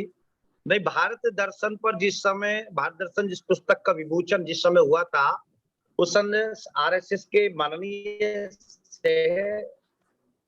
कार्यवाह श्री कृष्ण गोपाल जी ने पुस्तक का विमोचन करने के साथ साथ बड़े मजाक की ढंग के साथ साथ फिर गंभीरता में लेकर के उस पुस्तक पर बोला, और आज स्वयं दर्शन पे बोला जिसमें 6000 ग्रंथों का स्वाध्याय और अनुशीलन करने के बाद उस ज्ञान को आज तो प्राचार्य डॉक्टर कांत जी हैं जिन्होंने गुरु जी से स्वयं बुलवा दिया है। सर, ये बहुत इंपॉर्टेंट बात है। भारत दर्शन पर गुरुजी ने उस दिन बोला नहीं था कुछ भी, आज जो बोला है इन्होंने बोला है। और गुरुजी ने जिस बात की चर्चा की है, इस बात की भी मैं बहुत बात करूं, अनुकरण पर बल दिया। आपने देखा होगा कि हम लोग 16-17 से शिक्षा संस्कृत उत्थान न्यास से जुड़े हैं। आदरणीय ज्ञान मनीषी अतुल कोठारी जी के माध्यम से प्राचार्य जी ने अग्रवाल कॉलेज के साथ एमओयू किया है, और उसके बाद सीधा हमारा मैडम आदरणीय श्री जगराम जी से सानिध्य हुआ, और उसके बाद निरंतर काम हुआ बहुत ज्यादा इस विषय पर। परंतु काम किस चीज पर हुआ है? अनुकरण पर, इनोवेटिव एजुकेशन के ऊपर। ये नहीं कि पर उपदेश कुशल बहुत तेरे भौंक भाग के चले गए, कोई फल मिलने वाला नहीं। परंतु शिक्षा संस्कृति उत्थान न्यास की मैं चर्चा करूं या शनिधाम की मैं चर्चा करूं, दोनों जो ग्रुप हैं वो प्रायोगिक शिक्षा की चर्चा कर रहे हैं। ज्ञान तत्व की, जो ज्ञान को विशिष्ट ज्ञान की पराकाष्ठा पर ले जाने की चर्चा कर रहे हैं, उस विषय की बात करिए। अनुकरण पर बल, जैसे अरस्तु का सिद्धांत है कि बिना अनुकरण के कोई कुछ नहीं हो सकता।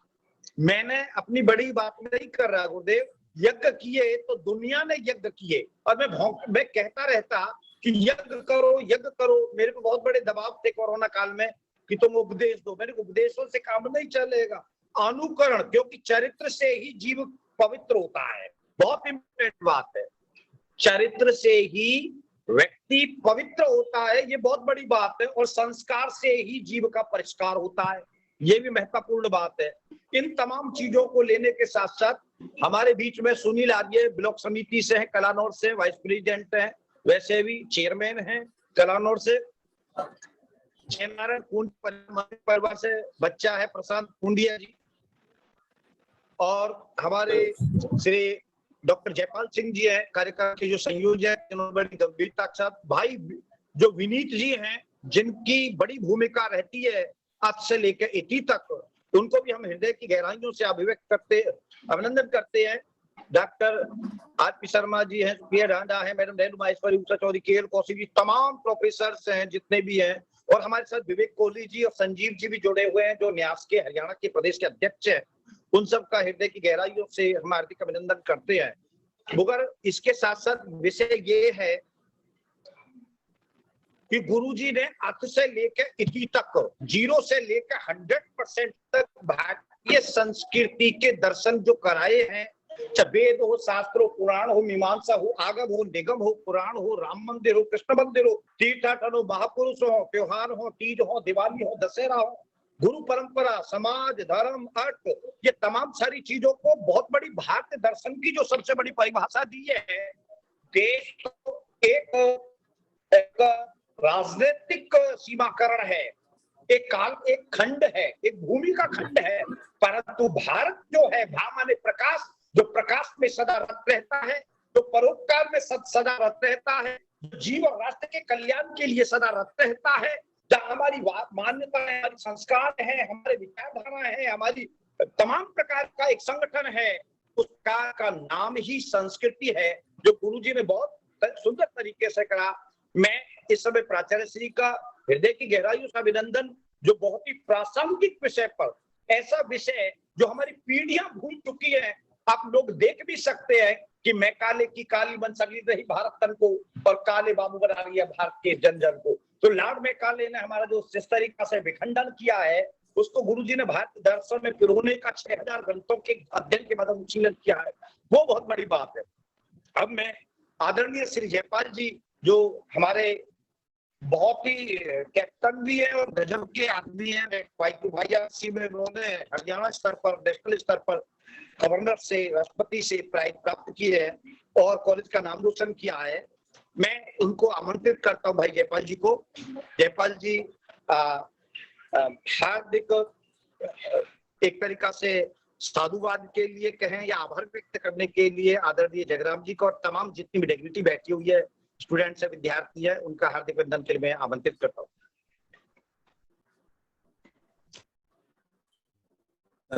डॉक्टर बिहारी, मेरे सहयोगी कार्यक्रम संयोजक, आजादी के अमृत महोत्सव की इस श्रृंखला में जो दूसरा लेक्चर आज व्याख्यान आयोजित हुआ और उसमें मुख्य अतिथि और प्रधान वक्ता के रूप में जो उपस्थित माननीय श्री जगराम सिंह जी हैं, जो आप उत्तर क्षेत्र के संयोजक हैं शिक्षा संस्कृति उत्थान न्यास के, आपका धन्यवाद करने से पहले मैं उपस्थित सभी पार्टिसिपेंट्स को एक जरूरी सूचना देना चाहूंगा और बताना चाहूंगा कि हमारे महाविद्यालय के जो माननीय प्राचार्य हैं डॉक्टर कृष्णकांत गुप्ता जी, परसों Indian society of analytical scientist, एक संस्था है बहुत बड़ी वैज्ञानिकों की पूरे देश भर में, और उसका ये दिल्ली चैप्टर के निर्विरोध अनअपोज वाइस प्रेसिडेंट चुने गए हैं। इस संस्था में 1000 से ज्यादा साइंटिस्ट हैं और ये उपलब्धि जो वाइस प्रेसिडेंट की उपाध्यक्ष की पोस्ट है वो हमारे महाविद्यालय के प्राचार्य जी को सौंपी गई है। मैं संपूर्ण महाविद्यालय परिवार की ओर से सर आपको बहुत बहुत बधाई देता हूँ, मुबारकबाद देता हूँ। कार्यक्रम को आगे बढ़ाते हुए धन्यवाद ज्ञापन करने के लिए मैं सबसे पहले जो आज के हमारे मुख्य वक्ता हैं और अतिथि हैं माननीय श्री जगराम सिंह जी, आप समय समय पर संगोष्ठी के माध्यम से, बैठकों के माध्यम से हमारा ज्ञानवर्धन करते रहे हैं और आपकी निरंतर ये कोशिश रही है कि चरित्र निर्माण के साथ साथ ज्ञान वृद्धि का भी समुचित विकास, ठीक है ना केवल प्राध्यापकों में बल्कि छात्रों में भी होना चाहिए। और उसी कड़ी में आज आप हमारे बीच, हमको आपने आशीर्वाद भी दिया, अपने अनमोल वचन भी हमको प्रस्तुत किए। तरंग गोष्ठी में उपस्थित मैं आज आपका बहुत दिल से आभार प्रकट करता हूँ, आपका बहुत बहुत धन्यवाद करता हूँ। मुझे पता लगा था कि आप आज एक कार्यक्रम में पंजाब में उपस्थित हैं और बीच में कार्यक्रम को आपने रोकते हुए महाविद्यालय के साथ जुड़ करके हमारा उत्साहवर्धन किया, आपने हमारा निमंत्रण भी स्वीकार किया, इसके लिए तहे दिल से संपूर्ण महाविद्यालय परिवार आपका आभार प्रकट करता है। आपने बिल्कुल ठीक कहा कि आज भारतीय संस्कृति में जो दर्शन है, ठीक है ना, उसमें मुख्यतः नैतिक मूल्यों का निरंतर ह्रास हो रहा है और आज का जो युवा है वो पश्चिमी सभ्यता से पूरी तरह से रंगत हो चुका है और हम सब ये जानते हैं कि हमारे देश का जो भविष्य है वो हमारे ही हाथों में, चाहे युवा हो या उनको पढ़ाने वाले शिक्षक हो। तो आपको हमारे महाविद्यालय से जो भी आशाएं हैं सर, निश्चित रूप से हम उनको आगे भी पूरा करते रहेंगे और हम ये अच्छी तरह जानते हैं भलीभांति कि अगर आज हम बदलेंगे तो समाज बदलेगा और अगर समाज बदलेगा तो हमारा भारत भी बदलेगा। तो इसी सकारात्मक सोच के साथ मैं महाविद्यालय के प्राचार्य जिन्होंने इस तरंग गोष्ठी का आज आयोजन किया और निरंतर प्रयासरत रहते हैं बच्चों के चारित्रिक विकास के लिए, संपूर्ण ज्ञान वृद्धि के लिए। तो इस सर्वांगीण विकास की इस कड़ी में आयोजित ये श्रृंखला जो चल रही है, जिसको हम मार्च से चलाए हुए, तो मैं मुख्य अतिथि या प्रधान वक्ता जी को बताना चाहूंगा, सर मार्च में भी हमने आजादी के अमृत महोत्सव के अंतर्गत एक टॉक कराई थी, भारतीय शिक्षा और आत्मनिर्भर भारत, और उसमें मुख्य वक्ता के रूप में प्रोफेसर सत्येंद्र कुमार दुबे, जो Maharaja Ranjit Singh college of professional studies Indore से हैं, वो मुख्य वक्ता के रूप में उपस्थित हुए थे। और उसके अलावा अगर मैं अपने डिपार्टमेंट की इतिहास विभाग की बात करूं, तो मेरा डिपार्टमेंट निरंतर भारतीय जो संस्कृति है, आजादी है, इन पे थीम को लेकर के विभिन्न प्रतियोगिताएं भी समय समय पर आयोजित करता रहता है। और आपने महापुरुषों का जिक्र किया कि उनकी जीवनियों को याद करो, उनके रास्तों पर चलो, उनकी शिक्षाओं को अपनाओ। तो उस पर हम कंपटीशन और बहुत सारे कंपटीशन, अन्य तरह तरह के स्लोगन राइटिंग है, ऐसे राइटिंग आदि भी आयोजित करते रहते हैं, जो आपसे भी छुपा नहीं है। तो निश्चित रूप से आपकी आकांक्षाओं पे खरे उतरेंगे। और कार्यक्रम के जो संयोजक हैं, आयोजक हैं, डॉक्टर बाके बिहारी जी मेरे साथ, मैं उनका भी दिल से आभार प्रकट करता हूं, क्योंकि इस तरंगोष्ठी में 200 से ज्यादा जो पार्टिसिपेंट जुड़े, उनपे डॉक्टर बाके बिहारी जी की बड़ी मेहनत रहती है, और इसी कारण से ये संख्या 200 के करीब पार कर पाती है। तो मैं उनका भी दिल से आभार प्रकट करता हूँ, धन्यवाद करता हूँ।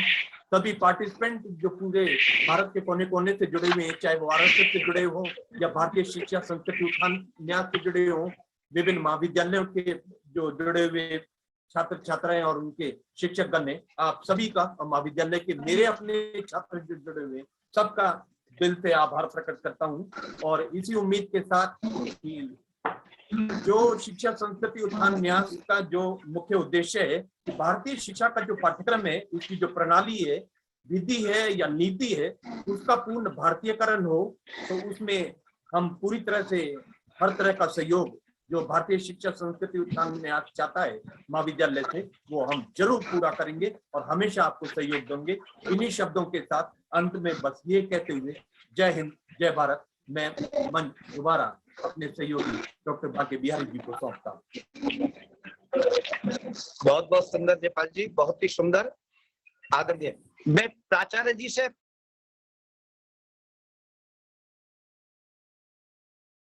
हेलो, हाँ, आदरणीय प्राचार्य जी का धन्यवाद करते हुए, और बहुत ही सुंदर प्रोग्राम रहा।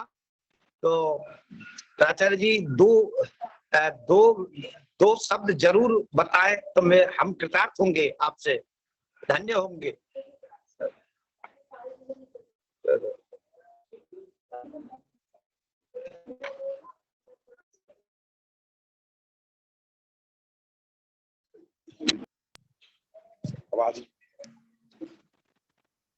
हेलो बाके जी।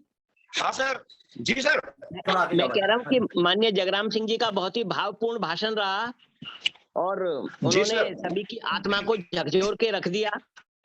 लेकिन अब बात ये ना कि करना तो सब श्रोताओं को है ना, हम सबको करना है मिलकर के। जी सर, बिल्कुल बिल्कुल। आप सर 12 साल से लगातार लगे हुए हो चैनल को चार्ज करने में, डायरेक्शन, दशा और दिशा देने में। अब ये तो सर अब जैसा भी है वो सबको समझना चाहिए चीजें तो, और विशेष रूप से आजकल तो भारतीय मूल्य संस्कार आधारित शिक्षा, जिसमें आपने वास्तव में ही बहुत बड़ा समावेश किया है, ये एक बड़े चलिए सबका बहुत बहुत धन्यवाद बाके जी। अभी तृतीय पुष्प की तैयारी करेंगे और फिर सबको फिर जोड़ने का प्रयास करेंगे। सबका बहुत बहुत धन्यवाद, थैंक यू।